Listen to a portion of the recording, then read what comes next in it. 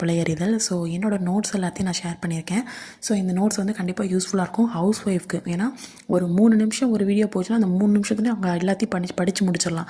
So அந்த மாதிரி இருக்கும். தமிழ் எல்லாமே நான் அப்படி தான் போட போகிறேன். ஸோ மறக்காமல் ஹவுஸ் ஒய்ஃப்க்கு இது ரொம்ப ரொம்ப யூஸ்ஃபுல்லாக இருக்கும். ஷார்ட்டாக இருக்கும், பர்ஃபெக்டாக இருக்கும். ஓகேங்களா?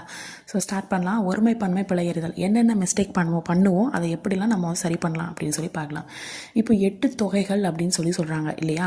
இது தப்பு. ஏன் அப்படின்னா முன்னாடி 8 அப்படிங்கிற நம்பரை மென்ஷன் பண்ணிட்டாங்க. அது பன்மை அப்படிங்கிறது நமக்கு தெரியுது. ஸோ லாஸ்ட்டில் நீங்கள் கல் அப்படிங்கிற விகுதியை நீங்கள் போடணுங்கிற அவசியம் கிடையாது. ஸோ அப்போ 8 தொகை அப்படின்னு எழுதினாலே போதும். ஓகேங்களா?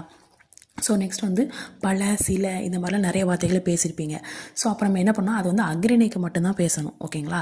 பலர், சிலர் அப்படின்னா உயர்திணைக்கு வந்து பேசணும். உயர்திணைனா இப்போ நண்பர்கள் இருந்தாங்க, இப்போ நண்பர்கள் சிலர் இருந்தன அந்த மாதிரி. ஓகேங்களா? ஸோ இப்போ உயர்திணைக்கு தான் பலர் சிலர்னு போடணும், அக்ரிணைக்கு வந்து பல, சில அப்படிங்கிறதான் போடணும். ஓகேங்களா? ஸோ நெக்ஸ்ட் வந்து பார்த்தீங்க அப்படின்னா ஒவ்வொரு அப்படிங்கிறது வந்து இப்போ ஒவ்வொரு வீடுகளிலும் அப்படின்னு சொல்லக்கூடாது, ஒவ்வொரு வீட்டிலும் அப்படின்னு சொல்லலாம். ஓகேங்களா? அதாவது ஒருமை வந்தால் மட்டும் நம்ம முன்னாடி வந்து ஒவ்வொரு அப்படிங்கிற வார்த்தையை வந்து சொல்லணும். ஏன்னா ஒவ்வொரு அப்படின்னு தனித்தனியாக தான் சொல்கிறாங்க. ஸோ அப்போ வந்து ஒருமை. ஓகேங்களா? எல்லா உறுப்பினர்களும் அப்படின்னு சொல்லி பன்மை வந்தால் மட்டும்தான் எல்லா அப்படிங்கிற வந்து ஒரு விஷயத்தை வந்து ஒரு வேர்டை வந்து நம்ம ஆட் பண்ணணும். ஓகேங்களா? ஸோ அதுக்கப்புறம் வந்து ஒருமையில் பார்த்தீங்கன்னா எந்த அப்படின்னா எந்த புத்தகம் அப்படின்னா எந்த புத்தகங்களும் அப்படின்னு சொல்லக்கூடாது. எந்த புத்தகம் அப்படின்னா ஒருமை வந்தால் எந்த அப்படிங்கிற வார்த்தையை யூஸ் பண்ணணும். தான் அப்படிங்கிறது வந்து உங்களுக்கு உண்மை. இப்போ நீ தான் செய்தாய் அப்படின்னு சொல்லலாம். அப்போ நீ தாம் செய்தாய்ன்னு சொல்லக்கூடாது. ஓகேங்களா? அப்போ தானுங்கிறது ஒருமை, தாமுங்கிறது பன்மை. ஓகேங்களா? ஸோ அப்போ வந்து உயிரெழுத்து வந்துச்சுன்னு வச்சுக்கோங்க. இப்போ ஏதாவது ஒரு இப்போ வந்து ஒரு பரிசுன்னு இருக்குது. இது வந்து உங்களுக்கு வந்து என்னது, மெய்யெழுத்து, அதாவது உயிர்மை எழுத்து. ஸோ உயிர்மை எழுத்து வந்துச்சுன்னா முன்னாடி இங்கே வந்து ஒரு ரூ தான் சேர்க்கணும்.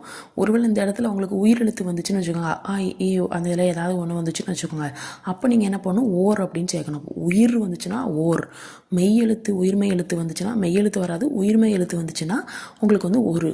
ஓகேங்களா? ஸோ அதே உயிரெழுத்தில் அதுவான்னு கன்ஃபியூஸ் ஆகும். ஸோ அப்போ வந்து அஃது அப்படிங்கிறது வந்து உங்களுக்கு உயிரெழுத்து வந்துச்சுன்னா அந்த இடத்துல அஃது போடணும், உயிர்மை எழுத்து வந்துச்சுன்னா அது போடணும். அப்புறம் பன்மையில் ஆமைகள் ஓடாதுன்னு போடக்கூடாது, ஓடான்னு போடணும். மாணவர்கள் எழுதினார்கள்னு போடக்கூடாது, ஏன்னா ஆல்ரெடி கல் அப்படிங்கிறது பன்மை வந்துடுச்சு.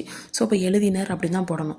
இது அல்லன்னு போடக்கூடாது, இது அன்றுன்னு போடணும், ஏன்னா அல்லங்கிறது உங்களுக்கு பன்மைக்குள்ளது, இதுங்கிறது வந்து ஒருமைக்குள்ளது.